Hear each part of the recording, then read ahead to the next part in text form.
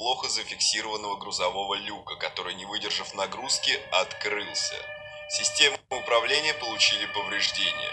Всего через 72 секунды после случившегося самолет рухнул. 346 человек стали жертвами катастрофы в Эрминанвиле.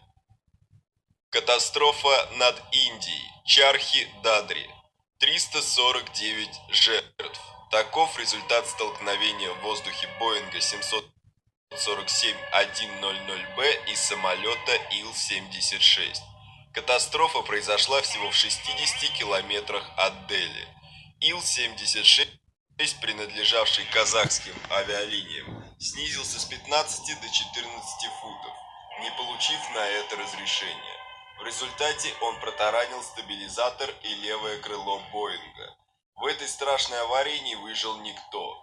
Боинг распался еще в воздухе после столкновения.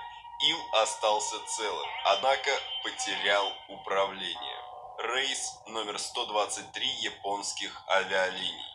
520 человек стали жертвами произошедшего в 1985 году крушения Боинга 747, принадлежащего японским авиалиниям.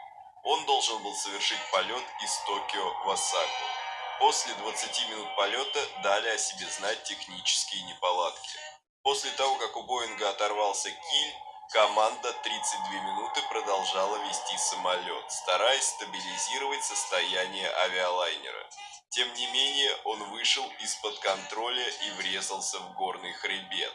Известно, что 4 пассажирам удалось выжить. Самая страшная авиакатастрофа на сегодняшний день. Самой страшной, неожиданной и даже нелепой считается авиакатастрофа, произошедшая в 1977 году. Она унесла жизни без малого 600 человек. В аэропорту города Тенерифе в 1977 году произошло столкновение двух крупных авиалайнеров во время взлета. Речь о Боингах 747, принадлежащих голландской и американской авиакомпаниям. Они оказались в Тенерифе случайно. Туда авиаборты были направлены из-за накануне произошедшего в Гран-Канарии теракта.